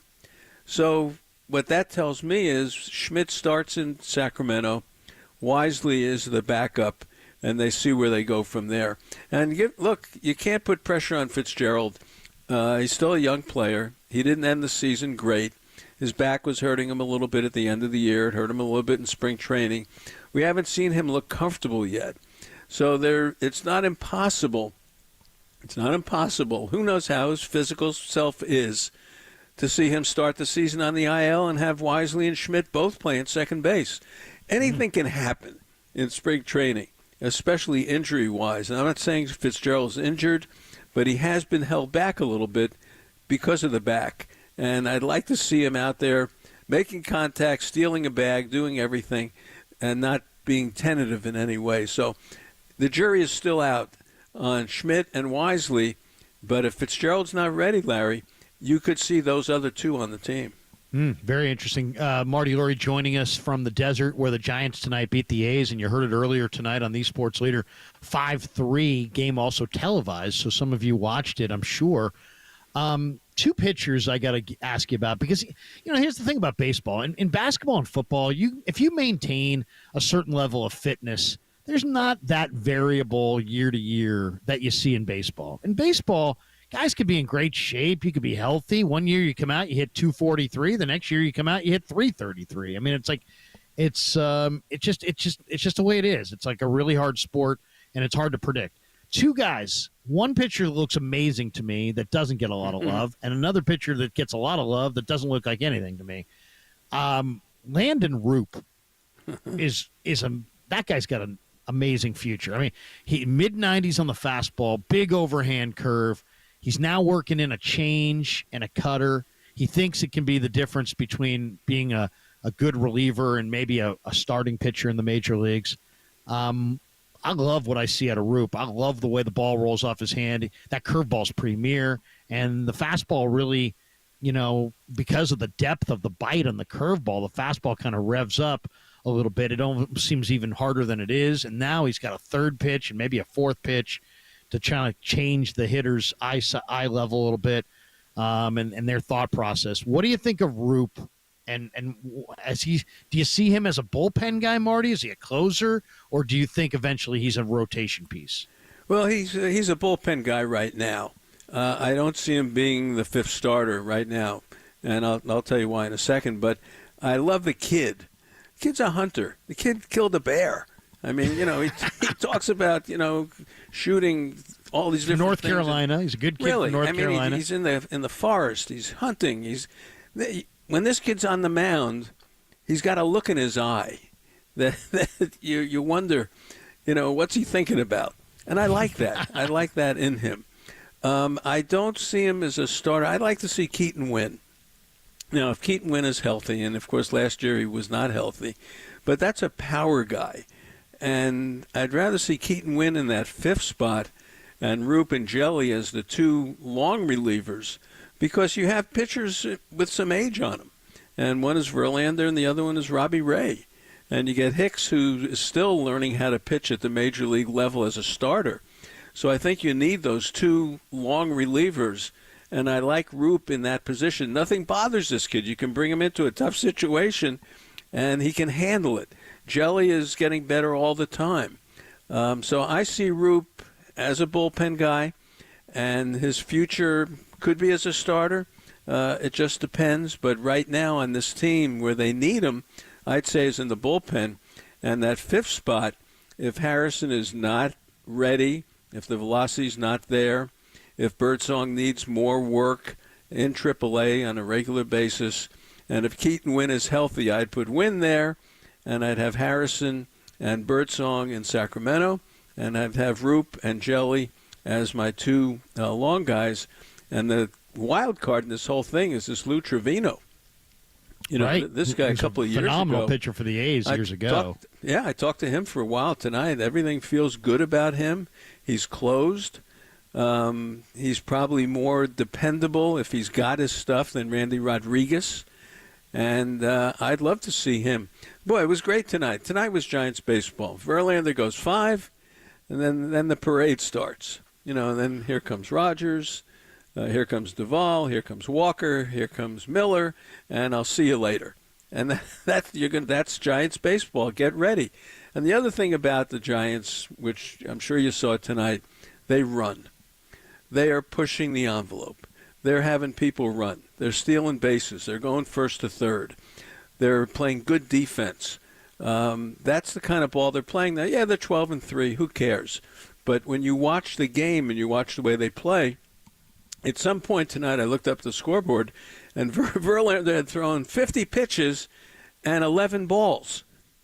Everything was a strike. Yeah, and that's the always way in the zone. But that's the way they've been pitching down here. and that's why they're 12-3. So that's the team I'm seeing. But to deal with your question about Roop, I'd have Roop in the pen.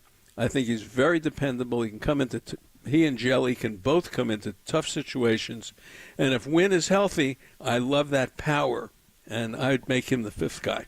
What is wrong with Harrison? I saw him in Salt River the other day, and they were hitting him hard, and he was like 89 to 91 on the gun from the scoreboard.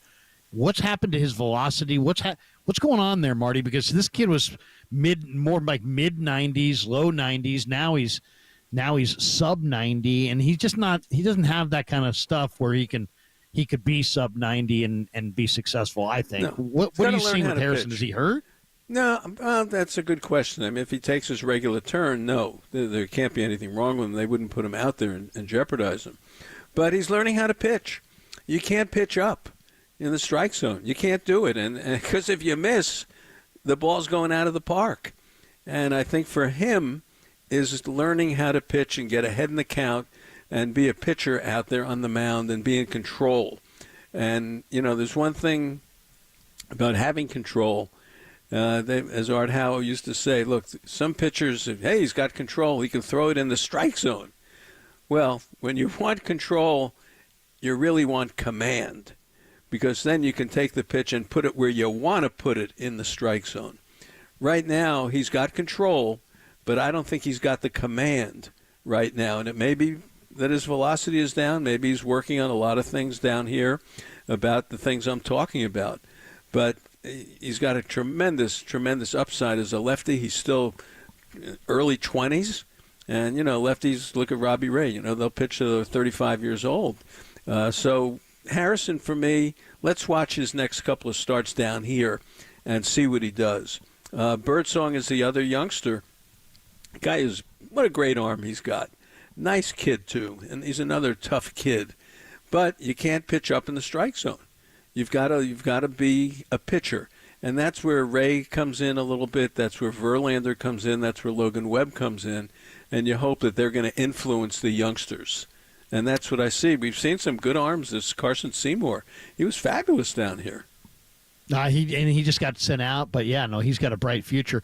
Man, I could talk Giants baseball with Marty Lurie all night long. Marty, couple thoughts. One, Bailey, why is he a switch? I mean, I'm looking. His career average batting right-handed is 180. It's 250 batting left-handed. That's a 70-point difference. Should he just be a left-handed hitter? He's a tremendous catch and throw catcher. He's a really smart catcher, but he's not much as a right-handed hitter. Well, what are you going to do? Who are you going to put in there? You have Huff, who's a right-handed hitter. He probably will make the team, although Stassi did hit a home run tonight. But Huff is the guy who can back Bailey up. I wouldn't mess around with Bailey, Larry. He's a Gold Glover. They want his defense. They told him, don't worry about your hitting. Don't worry about it. And he still gets big hits here and there. He really does. He had an unfortunate August when he was 3 for 100, which ruined his season. But I wouldn't mess with the guy's head. I wouldn't mess with him at all. He's a Gold Glove catcher, and I realize what you said, what he's hitting right-handed, but I'm not ready to give up on him yet. He still gets some big hits. He's still kind of a tough out.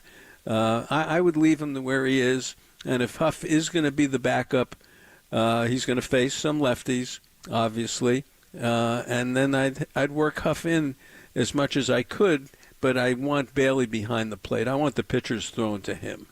How about McRae? McRae's a great personality, by the way. Fabulous. I mean, he is really an interesting kid, and he struck out way too much last year, and he knows it. You can't strike out 35% of the time in the big leagues. You just can't. But he got off to a slow start this spring, but now he's hitting 320 with an 873 OPS. He's stolen 4 or 5 bags. What do you think, Marty? Do you give McRae? Does he have a dark horse chance of making the roster out of spring? What do you think of McRae this year? No, he has. I don't think he has a chance. But boy, I talked to him tonight. He gets on, boom, he's on second base. It's that quick. They're working with him on bunting. They're saying, look, if they're deep on you, lay it down. Just get on base. and they're trying to get him to put more of the bat on the ball and not be such a swing and miss. And don't worry about your power. Just hit line drives, and believe me, your power will be there. But it was interesting tonight to watch the A's defend him, because when he came up tonight, the third baseman was in. So the word is already out that he's going to try to lay something down. If he could drag bunt, if he understood Brett Butler and, the old bunting days, if this guy could lay one down, I don't care where he puts it, he can beat it out. If he puts it past the pitcher, you can't get him. And once he's on, he's gone. And against Colorado on Monday, he got on and boom, steals second, but Matos got in the way, so they called Matos out. He had to go back to first. This kid is fearless. He made a play the other day that I mentioned to him. I said, you're a good center fielder, and he has a decent arm. But there was a ball hit, and it was against, I think maybe it was Colorado. I forget who they were playing. But there was a runner on second and less than 2 out, and it was to medium center field, but deep enough where you say, the guy's going to go back, tag up, and go. The runner didn't do it. He did not test that arm of McRae. And I noticed that. I said, wow, this guy's got, that's another tool he's got.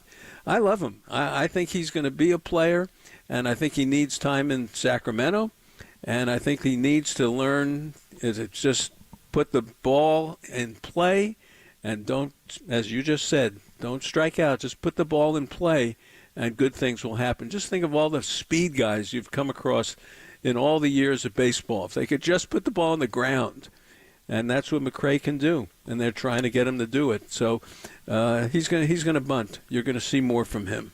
Marty Lurie with us on the Yuma guest line as we talk Giants baseball after the Giants beat the A's.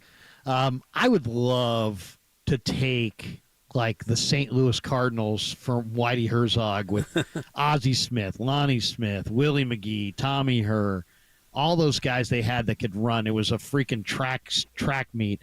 They had young Andy Van Slyke. Yeah, they had all kinds of guys that could run. How cool would it be to see even if it was just one team in baseball that would steal 200 plus bases and just be, they're on and they're going and it's constant. Everybody kind of plays the same style, but wouldn't it be neat to see, even if it was just one team in the game that kind of played that Cardinals 80s Whitey Herzog run, bunt, extra base style? It was fun to watch. It's not baseball, though, today. I mean, speed really helps. It helps tremendously. But baseball today is, put the ball in the air and hit it out of the park. We want you. We don't need 3 hits to score a run. We want 1 hit to score a run, or 2 hits to score a run. We're not looking to get a walk, and a single, and maybe the guy will score. They don't play like that. That's just not the way the game's played today. It's fun to see it because speed changes the game, and when you get. And they're doing it in spring training. I'm telling you, this is the Posey influence, and Melvin has embraced it, and the players have embraced it. They're running, and just about Matos will run, Ramos will run, Batley occasionally you'll see him run, and then Jung-Hoo Lee is running all the time, and so is McRae, and Fitzgerald too. So they love it.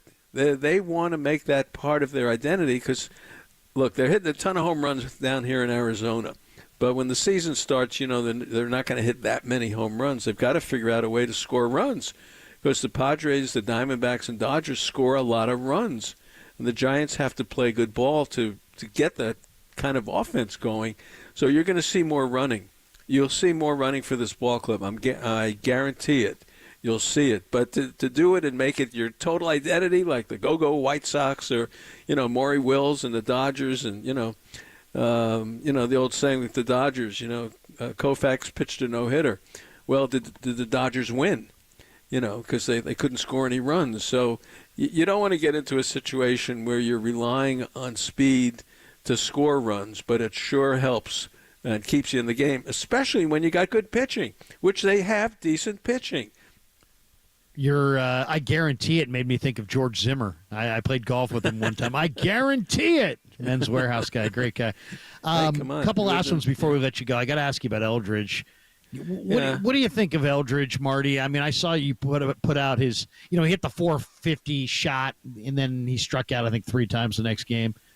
And defensively, it seems like he's a major work in progress. Where do you think he's slated to play this year? Does he go dressed to AAA? Or do they put him at AA? And what do you see as what kind of career path do you see for him? Well, to me, he's got to learn how to play defense a little bit. And look, he was a pitcher and a DH in high school. He didn't play other sports at all. He's a big guy. So his footwork is something that's really got to be worked on. JT Snow was on the show with me last Sunday or the Sunday before and broke down playing first base. It's hard to play first base. I know they put people there, who couldn't play other positions, but to be a good first baseman, which a team like the Giants needs, a good first baseman. They need the old Brandon Belt playing halfway to second. They could take hits away. It's going to take a while for Eldridge to learn that. He's not an outfielder. But what's going to get him to the big leagues is his bat. And that's the thing. He has to work on his defense, but let's see how his bat plays. He hit the couple of home runs, and he hit the ball hard against Texas, almost hit it out of Surprise Stadium. Then he sort of struck out, I think, maybe 8 times in a row or something.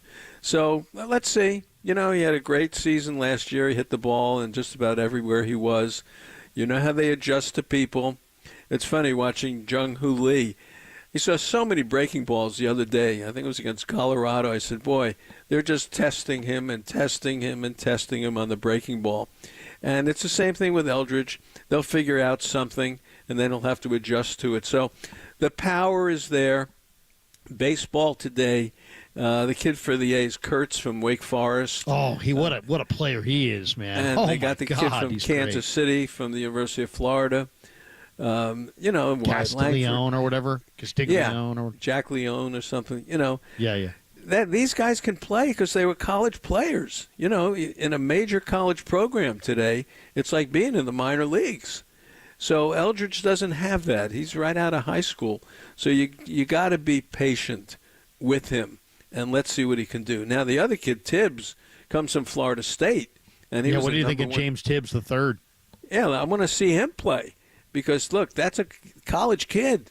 I hope he can play and, be someone that, the Giants may be able to count on. I'm more interested to see what he does than Eldridge, to tell you the truth. Eldridge is going to take some time. The bat is there, and he's just got to grow up as a major leaguer. But the major leagues today, look at Churio, look at Jackson Merrill, look at the Orioles, the crowd with the Orioles. They're all kids. Yeah. And that's the way you play baseball today.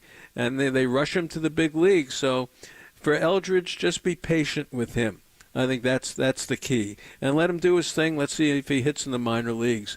But the college kid, Tibbs, I want to see him be an impact player. There's a couple guys. I mean, Dakota Jordan, James Tibbs III. Bo Davidson, have you seen him? No, I've heard about him, though. Yeah. Joe Rizzo was singing his praises the other day. He's got a couple of hits down here. I watched him Monday, and he struck out. But, boy, the bat speed was nice. I mean, I realized they threw it past him, but, you could see once he recognized the pitch, the bat speed was there. So, the part of baseball we love is people come out of nowhere, and you never know what's going to happen. And you look for the tools. You look for the bat speed and, the ability to run and everything else. You got to be a complete player today. You just can't just stand out there. It does not work. Does not work. Walker Martin is somebody that my Giants hardcore fan friends are like, man, wait for Walker Martin. And then somebody sent me a clip this week of Sabin Sabalos. Mm-hmm. Marty, can you tell me anything about Sabin Sabalos? Did he come from Atlanta? I don't know, but he had a home run in one of these Cactus League games, and he showed. You talk about some tools. I mean, there was some bat speed right there from Sabin Sabalos. Have you seen Sabalos? I've seen him. He was in the game the other day that I watched when I went to Salt River. You can't tell down here, Larry. You really can't. You look for the tools. You look for the ability, the speed. If this team is going to do anything, they're going to need breakthrough young players. They just do. The health of the older players, is always going to be an issue. But they need those young players to take the next step, and a Sabalos could be it, a Walker Martin could be it. And that's the beauty of baseball is you wait for these young players to do something. But it is March. It is Arizona.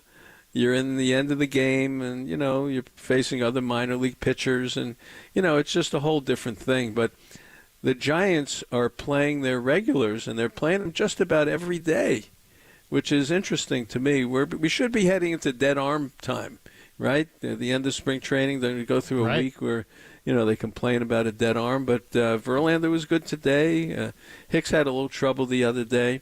The young guys will tell you how this team is going to do because they've got to make a step forward. And I'm put Jung-Hoo Lee in the middle of that.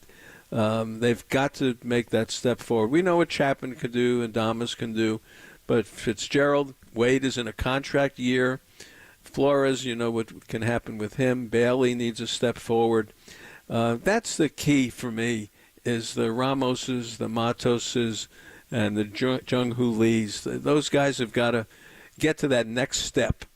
Be major leaguers, but just get to the next step, and then they got something. Marty, what is your favorite stadium in the Cactus? Because I was out in Salt River where the Diamondbacks and Rockies for the Giants game last Wednesday, and I love that. I love that little stadium, man. Salt River to me is just such a great spot to watch baseball, especially down the right field line on the berm. Just perfect angles. Loved it. But I also went to Peoria, which is a nice little stadium. Scottsdale is classic at this point. But you've seen them all. I haven't actually gone out to see the Dodgers. I won't go check out their place, but I've heard it's nice, and I heard the Cubs place, Sloan Park, is pretty nice. What would you say is the creme de la creme of Cactus League facilities down there? I still think it's Scottsdale. Maybe it's the location, the intimacy of the park. There's just something about it. Maybe the fact that the Giants play there. A good team, so to speak, a big team, a big market team. But I guess if I had to get away from Scottsdale, which is just a comfort zone for me, I like Surprise. I don't know if you've been out there with Texas. No, that's where Texas is, right? Right, and it reminds me of Cooperstown. I swear. Where is it? Where in the desert is it? Well, it's in the western part of the valley, and if you take that 101, you go to, about a half hour from Scottsdale, you'll hit Peoria, and then you got the Padres there and the Mariners. Very windy park, not a lot going there. You go a little further down the road, and you get to Glendale, and that's where the Dodgers and White Sox play, and there's no shade. There's nothing. It's wide open, and you bake out there. And then if you go a little further west, you get to Surprise. And you go past an old airfield with old planes in it and all this kind of stuff. That may be Goodyear, actually. But you get to Surprise, and it's green, and it just reminded me of the field in Cooperstown. And I liked it. Goodyear is, sort of okay, but just a very ordinary place. Tempe is very sterile. Maryville, small park, but it's in Maryville. So I would say Scottsdale. That's a Brewers. Is that Chandler? Basically, Maryville and Chandler is not basically. No, Maryville. Chandler is where they used to be. Okay. That's in the down by Gilbert and Ahwatukee and those kind of places. But Maryville is down off the 10 at about 35th Avenue, so that's about 20 minutes from Scottsdale. But Surprise is great. I tell you, Surprise for me, maybe I was sitting there talking to a Buck O'Neill or something like that. There's just something about Surprise that the color of it, the stadium, the overhang, it just looked like an old minor league park. Awesome stuff, Marty. We could talk baseball for hours. We'll let you go because we don't want to take too much. What's your favorite, by the way? Salt River your favorite? I like Salt River. I just think Salt River, that berm is just massive, and it goes left field to right field, and you sit out there, you have a beer, and I love the angle. Like the sun is kind of shielded from you in right field, so you get like the sunshine over your shoulder, but you got this park that has kind of a cool. It's got kind of a cool like backdrop where you get like you can hear everything really well. It's like it's a really you're in the outfield, but you feel really close. Okay. And I just think it's the sight lines are great. That it's kind of like Scottsdale on steroids. Like Scottsdale's got a nice berm, but they've cut into it in center and they've cut into it in right. They changed it around. Now it's a smaller berm. The grass area at Salt River is huge. It's like a football field out there, and tons of people are out there sitting there, and it's just I don't know. It's a great vibe. It's a great vibe. Huh. Boy, it's good. I'm going to throw a plug in here for my YouTube show, which is going to be Thursday night at 6 o'clock on YouTube. Marty, Lurie, and friends talking ball. And I've got Sean Jelly and Landon Roop on Thursday.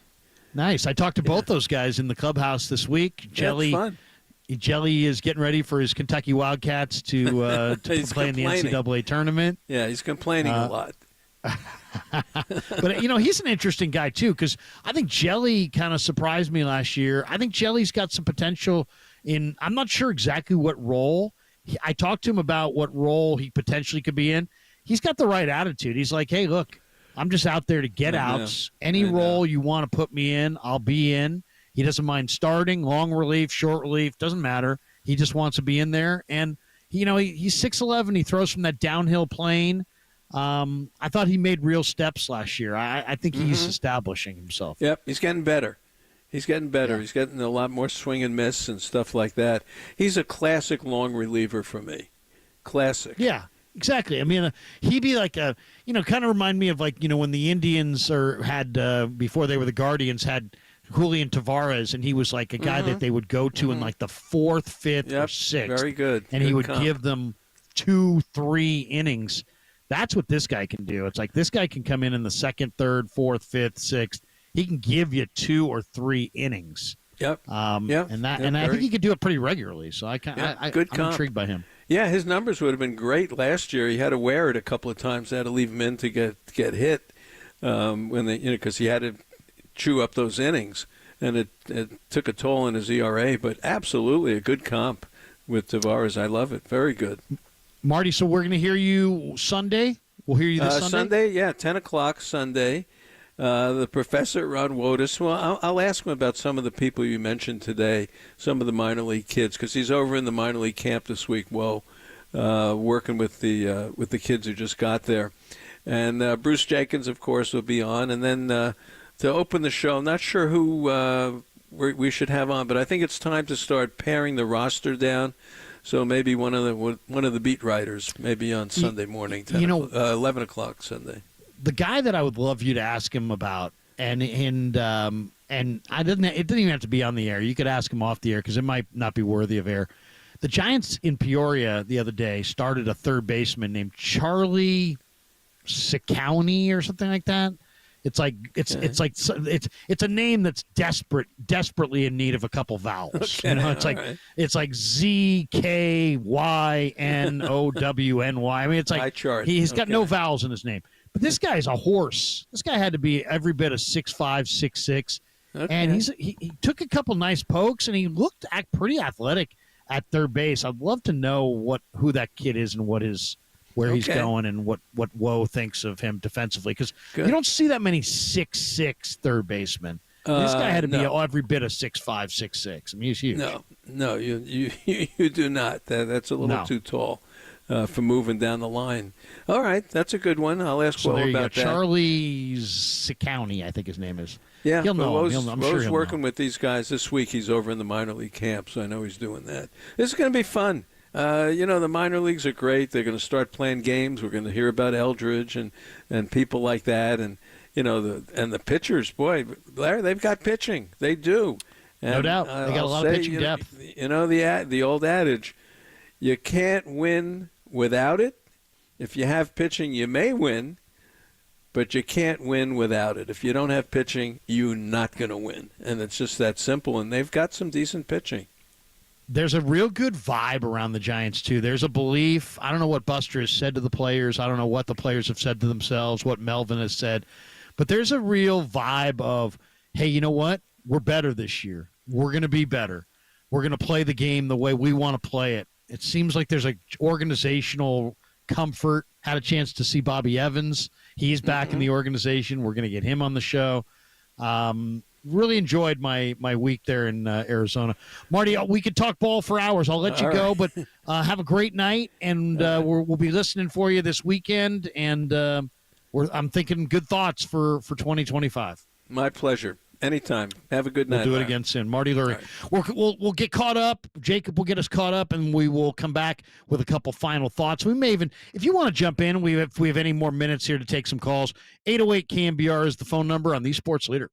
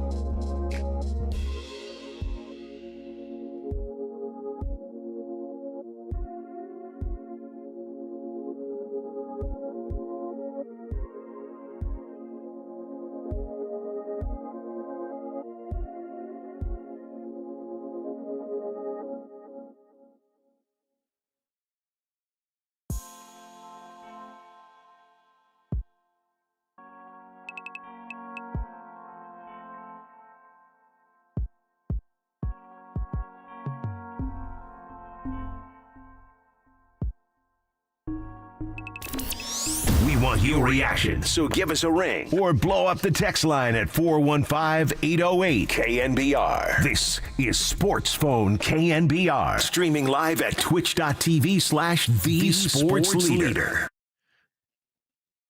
And we're coming down the home stretch on Sports Phone 680. Larry Krueger with you. Sports Phone, actually, it's not Sports Phone 680. Jacob, can you pop in here real quick here? What's up? The correct name of the show is not Sports Phone 680. I've just been calling it that. It is actually called KNBR Sports Phone. Sure.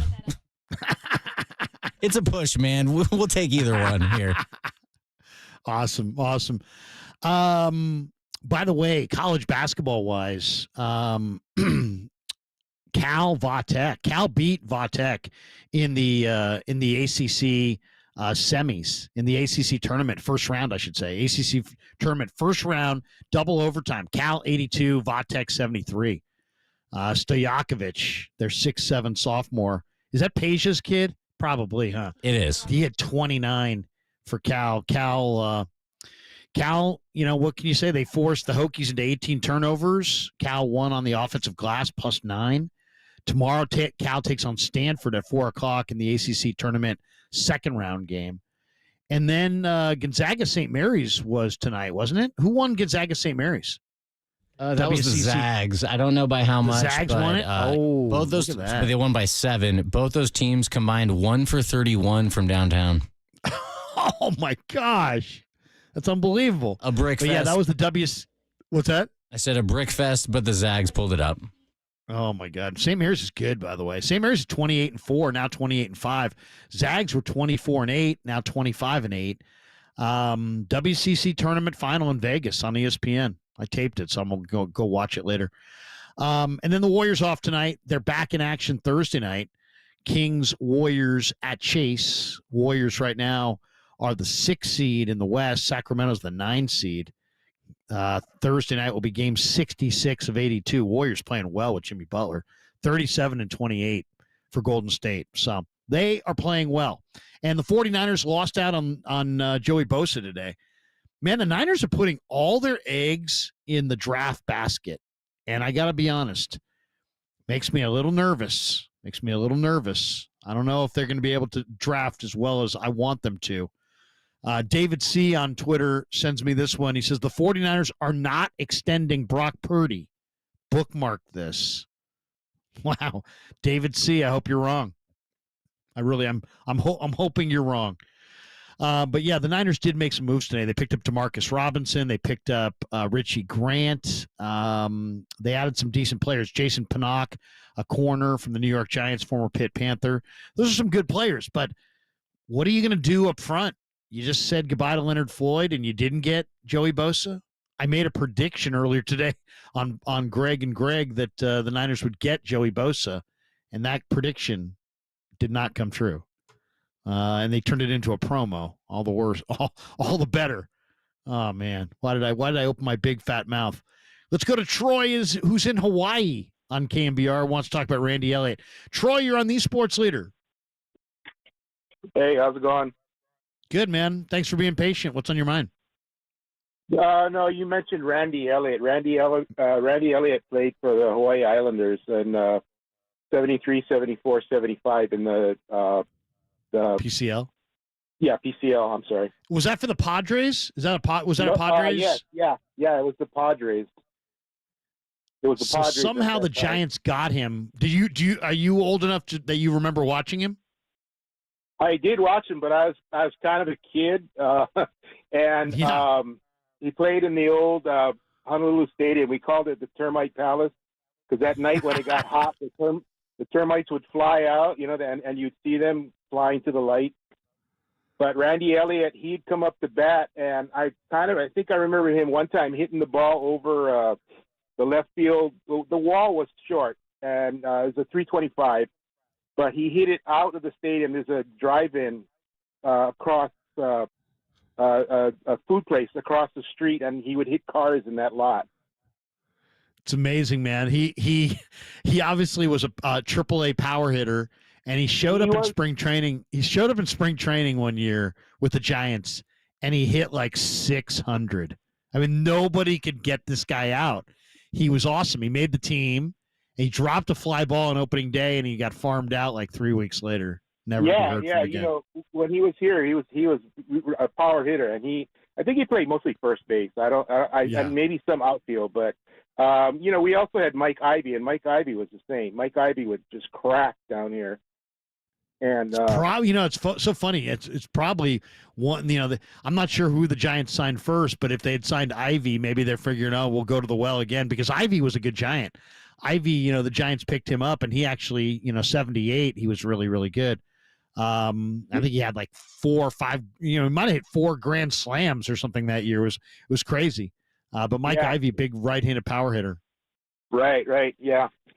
And we also indirectly sent Barry Bonds through Pittsburgh, because he was down here in the 80s. What's that?